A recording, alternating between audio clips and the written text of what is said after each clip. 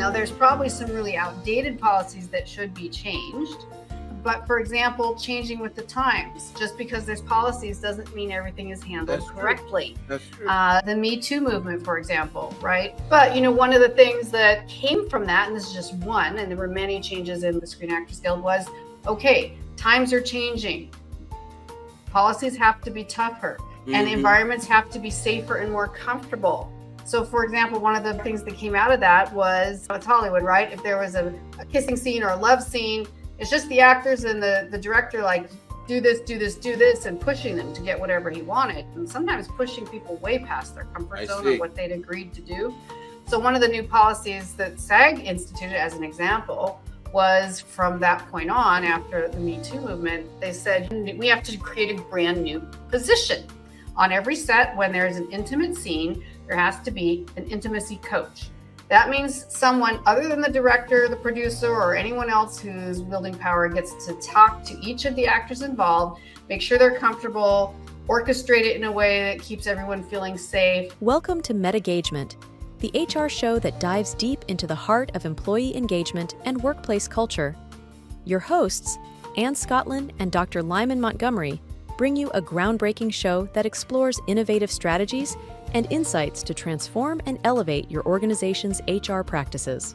Dr. Montgomery is an employee engagement expert and best-selling author, while Ann Scottlin is an acclaimed business consultant and podcaster. Together, they will unpack the complexities of modern HR challenges and reveal innovative solutions that can be immediately applied to your workplace.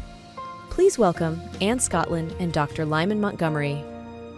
Welcome back to MetaGagement-HR, the podcast that's all about shaking up the status quo in human resources and really infusing your work culture with innovation, with insight, using neuroscience to make things easier, not just different. I'm Ann Scottlin, and this is my co-host, Dr. Lyman Montgomery, and we are thrilled to have you here today as we dive into another episode that is definitely going to help you elevate your HR game. That is what we want. Right, Lyman? It's so amazing to be doing this. Can you believe that we're on part 4 already of this 4-part series? No, I know. It's amazing. This 4-part series that we've been doing on toxic employees and how to create a better workplace culture that's less toxic, and also to help prevent that beginning in the first place. And this, our last and 4th episode, is about building bridges, not barriers. And this is going to be a lot about feedback culture, right? Isn't it? Yes, a lot of organizations, they make the mistake in saying, you are an employee number, and they're really setting up barriers, or they put, arms of separation. And what you really want to create are these bridges, these stepping stones, so that people feel supported and not feel that they're just a commodity. And so I'm looking forward to this discussion. Yes. And just having people feel like they are important and not just, as you said, a commodity, not just tools to be used. Sorry, that could go badly.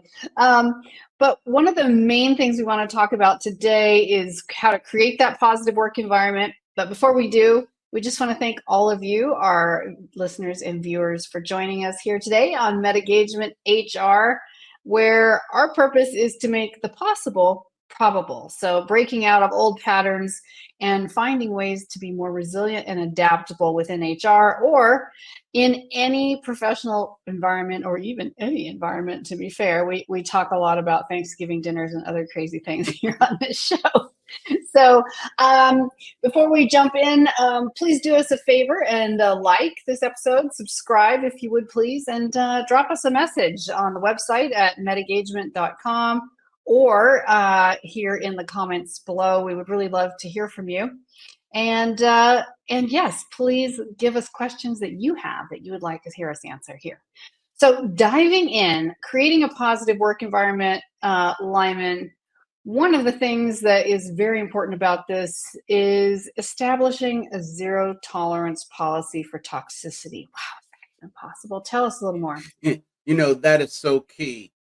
When you set very clear, and we've said this in just about every episode, when you establish clearly defined expectations, that's the first part of setting expectation. The second part of that is making sure that there are clearly defined consequences for violating those expectations. Certain behaviors, you need to set a zero tolerance policy, especially toxicity. And what do we mean by that? A zero tolerance. It must be communicated that we value a respectful workplace, so we will not tolerate demeaning someone, calling someone out of their name based on race, sexual orientation, or diversity of thought. If someone has a difference of opinion, we will not tolerate somebody. You know what? You're stupid. You're a jerk. You are an a-hole. We're not going to tolerate that. Every person has a right to be heard and equally to be respected. So that's what we mean. We talk about establishing a zero tolerance policy and also practice for or against, I should say, toxicity. So here's a scenario for you. Well, I'm pulling out of thin air, but actually not real life because I've seen this happen. So I love to play the devil's advocate, right? So we're talking about no toxicity. We're talking about calling it when you see it. If you're in a meeting room or online or in a boardroom, you see if there's toxic behavior happening. Sometimes Yes. you see it if you're passing in the hall. You see other people off to the side. You kind of get the vibe. You feel that something is happening. What about toxicity that's happening between individuals when the individual being abused, for lack of a better Mm-hmm. word, doesn't report it? What are ways we can kind of look for these things because they're worried about repercussions, or perhaps the person abusing them is their boss? These are the things that tend to get swept under the rug. So let's just talk about that for a minute. Yeah, in situations like that, first of all, they are difficult for that very reason that you've outlined. They don't get talked about. They're swept under the rug. The person may fear some type of retribution, retaliation. They may be looked upon as creating a problem. They might feel a sense of rejection from the team. We had a good thing going here. What are you doing? You're upsetting the apple cart, et cetera, et cetera, et cetera. So, what do you do in those situations? In those situations, I've found that there are basically three pathways that a person can take. The first pathway is to reach out to an objective third party. That might be the HR department. Okay. Let's say there isn't an HR department. It might say, you know what?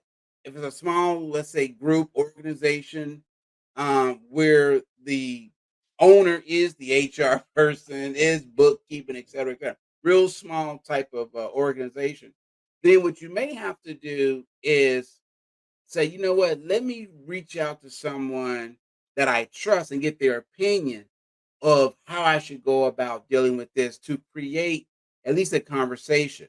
Because at some point, you're going to have a conversation with the individual, especially with a small organization.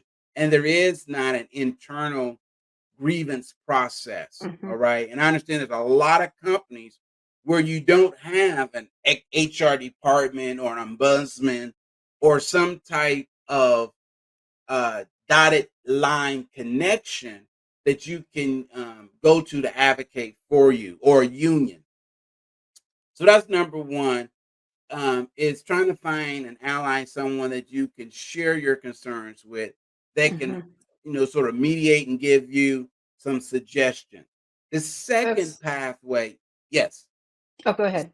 the second pathway is to write down exactly what you're feeling and to validate those feelings with an action. For example, I feel stressed, but what am I going to do about feeling stressed?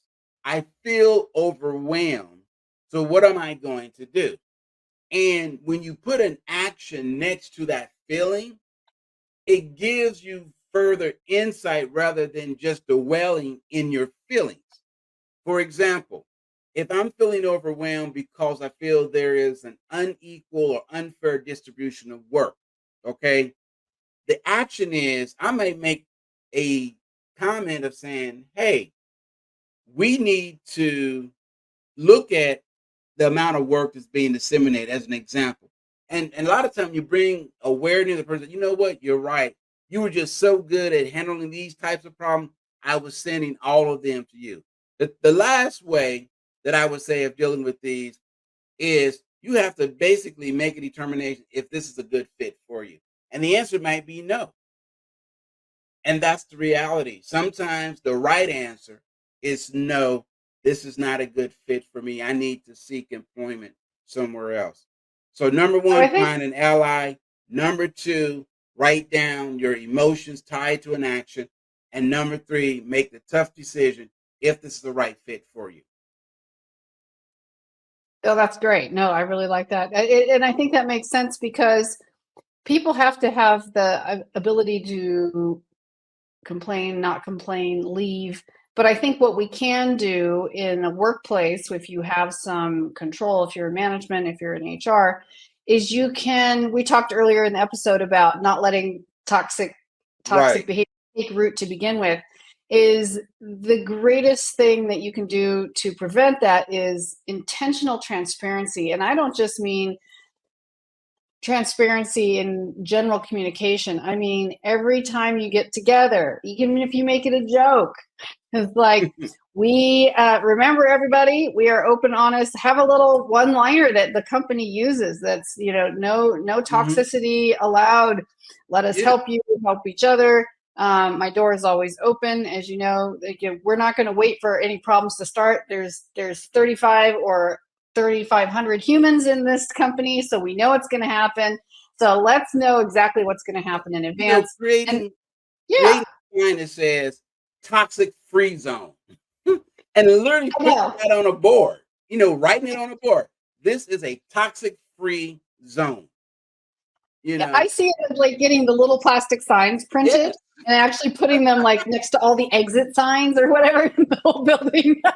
you know, and um, just have fun. You're right. It yeah. reinforces what you want to communicate and what you expect of your team and of your employees. So what do we do to enforce a policy like this consistently across the organization, though? Zero tolerance policy for this toxic behavior. Yeah. I think you have to communicate it. I think you have to practice it. You have to demonstrate it and you have to live it. It has to become part of your culture. And people have to see that there are consequences, physically see that there are consequences when this policy is violated. Now, it doesn't mean that people necessarily are terminated, but it could be when someone violates that respect, for example, respect.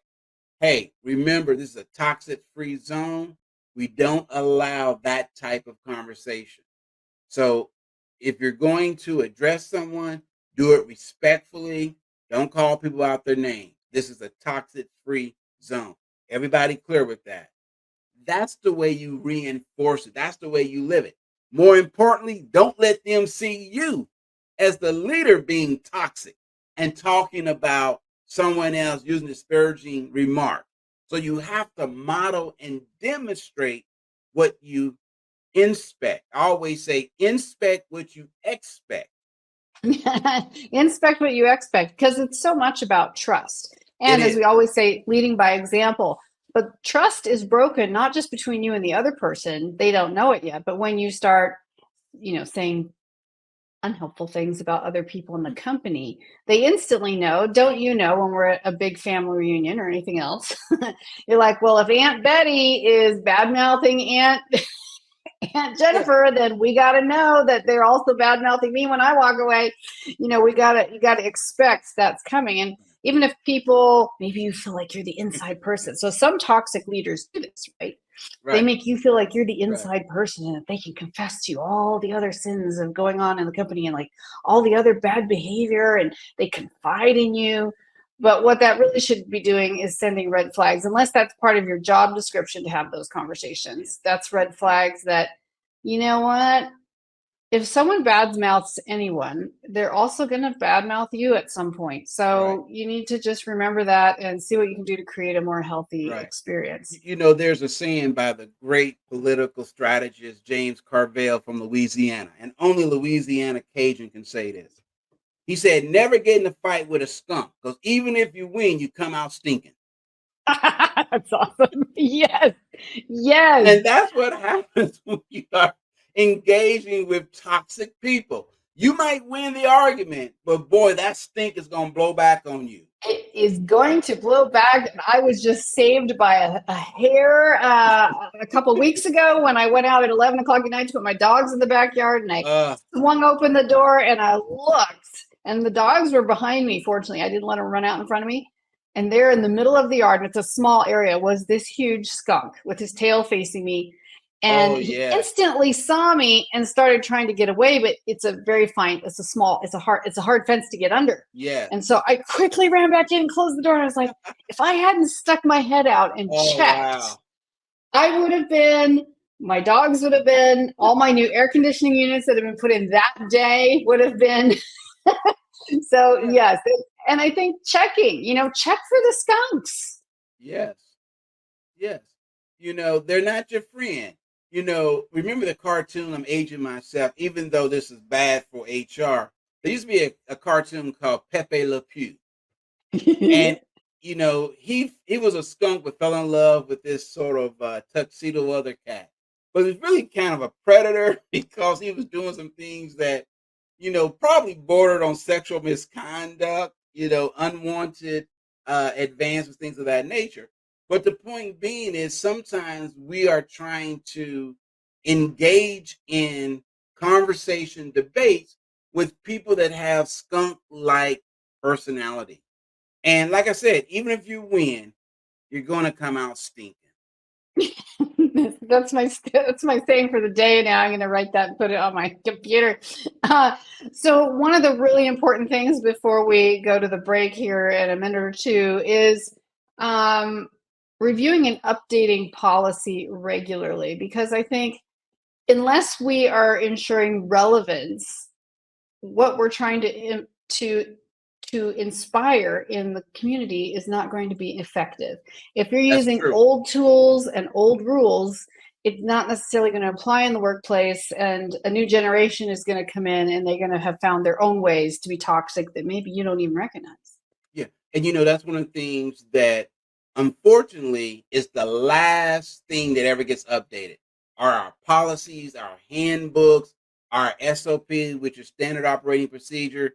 Maybe 20, 30 years ago, some intern from the university needed an internship, and we said, what's the work? Oh, you know what? Your internship is helping us put together our employee handbook. That was 20 years ago. That was 10 years ago. It hasn't been updated since then. And there are some organizations that are literally hundreds of years old, and their policies. I remember I was consulting with one major organization that's over 150 years old, and their policies had not been updated, I kid you not, since 1981. That's crazy. So much has changed since 1981. And that intern, by the way, that might have been the summer intern putting that together, had no real life work experience yet. No. Et cetera, et cetera, et cetera. And a lot of companies just took a policy book from a previous employer and just changed the names and put it into practice. And we don't even know how old that one was. Policies really should be updated on an as-needed basis. When something changes, laws have changed, regulations have changed, maybe your culture has changed. And I've seen people, they get inundated where they have 150 policies, where in reality, they only need 5 to 10 policies for the size of their organization. Now, I will say, and we can talk about this when we come back from the break, because I know we're right up against that break. And we could talk about the 5 major types of policies any organization should have. Excellent. Oh yeah, no, I would love to talk about that and see what else we can do to keep that policy regularly updating. And my last comment before we go on the policy updating was, you can't wait until someone yells change. There has to be a policy to review regularly. Yeah. Otherwise, you will miss the changes. And employee feedback is huge in that. Employee involvement in that review process is incredibly valuable. All right, we're going to jump out here for a quick break. If you haven't already, please subscribe, like, copy and paste this link and send it to someone else who might love hanging out with us for a little bit and talking about how to make the workplace a better and healthier place to be by going meta. We'll be right back. Get ready to unlock your full potential and transform your vision into reality. Go beyond traditional employee engagement to focus on the whole person with the focused Meta Mindset system. Experience real, measurable progress towards personal and professional goals. Dr. Lyman Montgomery and Scottlin provide tailored guidance and support to help you overcome obstacles and thrive. Join them for their engaging events, like the Lunch and Learn webinar series, and experience the future of employee engagement. Visit MetaGagement.com now to get started today. Welcome back to MetaGagement-HR. So happy to have you hanging out for a few minutes here today with myself and Scotland and the marvelous Dr. Lyman Montgomery. We are, just to catch you up, if you're just joining us, we are in the episode 4 of a 4-part series we've been doing called Dealing with Toxic Employees. And today we're talking about building bridges, not barriers, how to create a feedback culture that really works. And one of the things we just talked about was updating policy regularly around toxicity and behavior. And we talked about how often those policies are not updated. And Lyman, you were going to give us 5 examples. Take it away. Yeah. Basically, instead of having these, hundreds of different policies for everything, remember, policy is just a far-reaching, think of it as an umbrella, right? That governs basically 5 key areas. For example, when should we come to work? So attendance policy. How should we act when we get to work? Behavioral policy. Well, what if I need to leave, because I get sick? There's a leave policy. Well, what about the work? My pay. There's a pay policy. And then the last policy is really about how the work is to be done. Whether, it's shared governance, if it's a union shop, or if it's top down, or if it's more of a collaborative type of policy. We manage through teams, or we manage through a collaborative effort. So again, those are the 5 basic policies that any organization should have. If you just think about it, how do I get to work? What do I do at work? What happens if I have to leave or have an accident? Oh, pay, that's important, right? So how do we get paid? When do we get paid? So really, those 15, 20, 30 policies are probably unnecessary. They're probably redundant. And again, it's going to be contingent upon the size of the organization. Instead of having all these, 10, 15, 20 policies, like I say, you don't really need 5 policies. Now that's for organizations, going to depend on the size, but really 5 key policies. You spend time in Hollywood, you're members of the Actors Guild, you have your, what is it called? Actors. My SAG card. Thank you, SAG card. I'm sure they have policies. Now how did that work in Hollywood? As far as they give you like an employee handbook, do you get like a policy manual when how does it work in Hollywood? You do technically, and I don't even think they print it anymore. I could be wrong, but it's vast. It is like a law book at this point. But part of that is because they've created policies for every little thing, and as new things crop up, they adapt. Now, there's probably some really outdated policies that should be changed. But for example, changing with the times, just because there's policies doesn't mean everything is handled correctly. That's true. The Me Too movement, for example, right? A lot of things were mishandled, even for members of the Screen Actors Guild. And, you can't even imagine the stories that you would hear of the less mainstream actors and actresses that, before. But, one of the things that came from that, and this is just one, and there were many changes in like the Screen Actors Guild, was, okay, times are changing. Policies have to be tougher, and environments have to be safer and more comfortable. So, for example, one of the bizarre things that came out of that was, used to be, and it's Hollywood, right? If there was a kissing scene or a love scene, it's just the actors and the director like, do this, do this, do this, and pushing them to get whatever he wanted, and sometimes pushing people way past their comfort zone or what they'd agreed to do. So one of the new policies that SAG instituted, as an example, was from that point on, after the Me Too movement, they said, okay, we have to create a brand new position on every set. When there's an intimate scene, there has to be an intimacy coach. That means someone other than the director, the producer, or anyone else who's wielding power gets to talk to each of the actors involved, make sure they're comfortable, orchestrate it in a way that keeps everyone feeling safe. And I think that's magnificent. So It is. Sometimes we react to what's happening with the policy. It probably could have been anticipated earlier if people hadn't been afraid to look into it. Wow. I did not know that, but that makes a lot of sense. We talk about change in policy. Sometimes there's a national movement that you look at and say, wow, you know what? This is a good place for us to review our policy to make sure that we have protections in there so that we can protect the people that we've hired, to make sure that not just physically protect them, but mentally and emotionally protect them as well. Great point.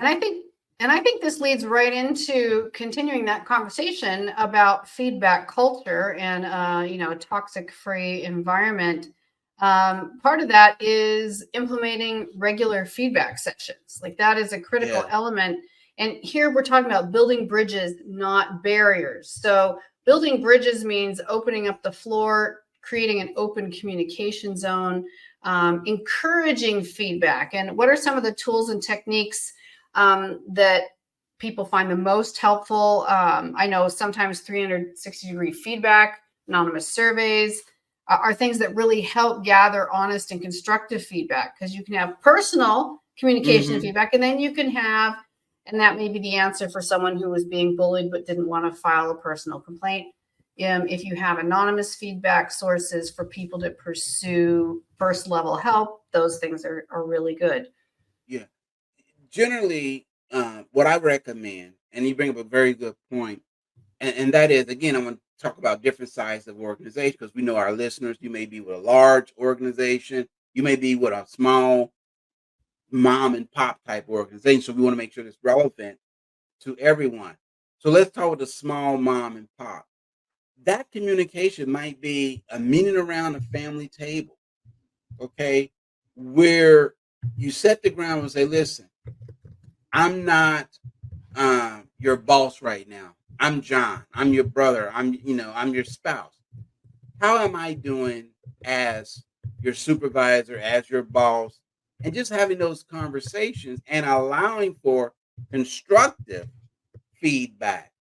And I think if you preface it by saying, listen, I'm open to constructive feedback, but then you also have to make sure that your body language shows that you are open. You can't say, well, I'm open to constructive feedback, and your face is all twisted up and contorted.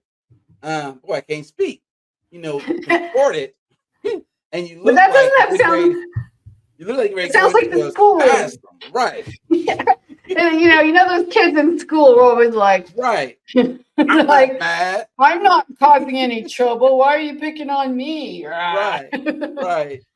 And so I think that's one way. If it's a much larger organization, again, they probably have feedback loops. They probably have anonymous ways, ethics point, for example, if there's ethical concerns. There might be a person, if it's probably have an ombudsman's office that you can share those concerns with.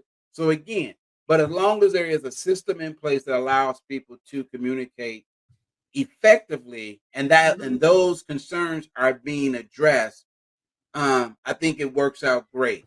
We normally see problems when that doesn't happen. No, that's always when it starts cropping up. when it hasn't been anticipated or prevented. I think that's one of the really big things. And we were going to ask too about, we had a question come in about what are some examples of rewarding positive behavior and improvements? We'll go to that in just a minute. But, but first of all, as far as creating that open environment, I think this is where we, with our tools and our assessments that we use, Yes.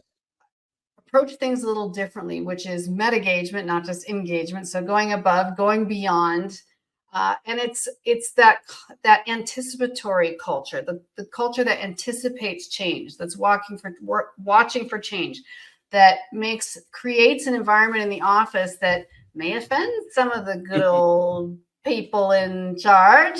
But that is that everyone has an open floor. There's no toxicity allowed, that people can communicate freely, and encouraging that. In fact, requiring free communication without making people too uncomfortable. Yes. But that's where you go meta. That's where it pushes everyone out of their comfort zone, including probably people in the C-suite.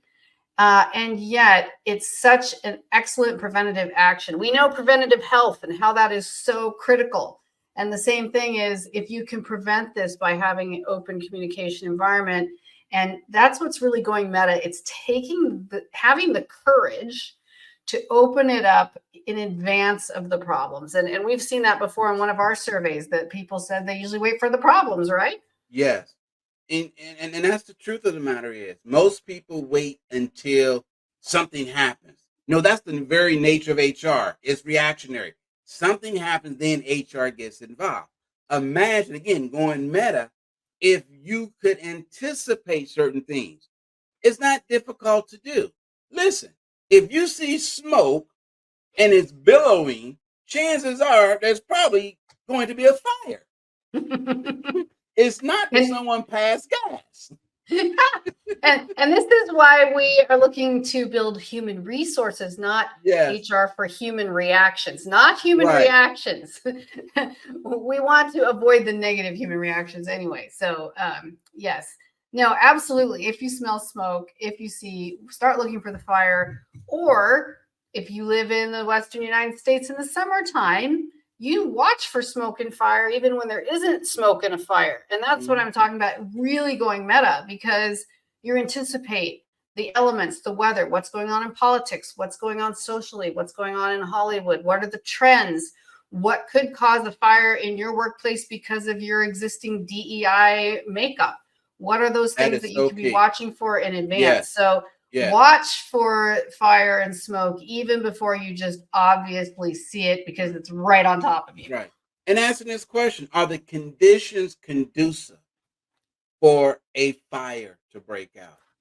You know, if you're in California and it's a drought and you have hay and it's 110 degrees and you decide to set a can of gasoline on the grass unattended, don't be surprised if you look out and there's a fire, okay? Or you left you're having a cookout and you left the lighter fluid out. Things like that happen. So the conditions sometimes might be conducive to toxicity, and being able to identify conditions, trends, and say, you know what, based on what we're seeing, this is more likely to happen than not happen. So not just watching for the fire, but watching for the fuel. I think that was a huge that's a good takeaway point. right here. Not watching for the fire, but watching for the fuel, because that is where you get clues to allow you to go meta. And if you're in HR and you want to look like you are doing your job like the best ever in the company, these are your clues. Look for the fuel. Don't wait for the fire. I think they call those accelerants. Like when you ever watch those crime shows dealing with fire, they're like, well, we know that the accelerant watch for it's a fancy word for gasoline or whatever. It's so true. Source. Right. No, it is very, very true. And then real quick, and then we have to wrap up, but answering the question about what are some rewards that we can use for recognizing and positive behavior. What are some things? monetary or non-monetary, that you might suggest in your company? I'm a big believer asking people how do they want to be recognized, how they want to be acknowledged. And I think it's going to be based on, um, there's a great book called The Five Love Languages by Gary Chapman. And one of the things he talks about is there are five love languages. He also wrote a book talking about the love language of the workplace. And I think you have to find out some people words of affirmation, other gifts. Okay. For some, it might be quality time. It's like, you know what? You can reward me by just being able to come in your office when I'm having a bad day and just having a sounding board. That means more to me than an extra $50 on my paycheck, as a bonus. Or it might be, what really, helps me is, give me a coupon to take my family to dinner so I don't have to cook. That would be, oh my God. You know, I can take the family to whatever restaurant, on the company, and I don't have to worry about, preparing dinner, leave work to Mm-hmm. go to work. And that's a Mm-hmm. real reality. That's reality for a lot of uh, women, particularly, not just women, but a lot of times, let's face it, we still live in a society where a majority of women go to work and come home and have the responsibility of cooking and cleaning. That's just reality. It's starting to change, but if you ask most women, they feel like they're working three jobs.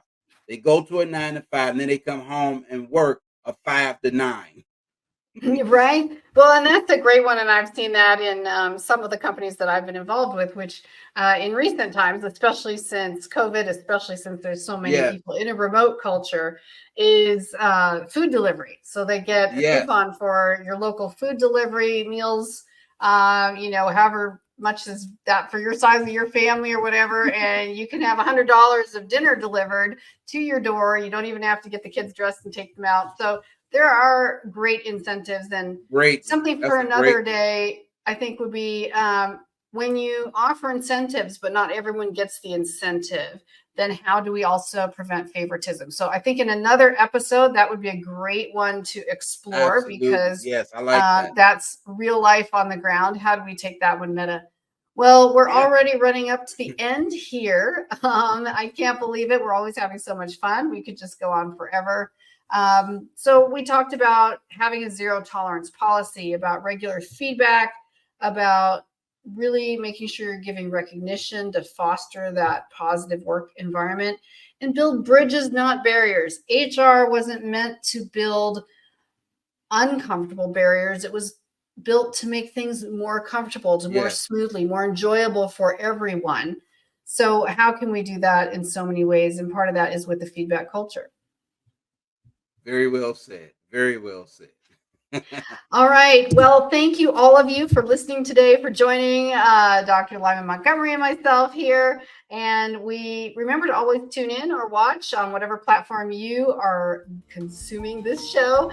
We stream Tuesdays, 11 a.m. Eastern, 8 a.m. Pacific. That's 3 p.m. GMT for our friends across the pond. And as always, please comment, like, subscribe. We really love your feedback, and it really helps us bring you more of the content you need to elevate your HR game. So until next time, that's a wrap for Dealing with Toxic Employees, episode 4.4. And come back next time. We're going to have some new good stuff for you. Take care. See you then. Goodbye.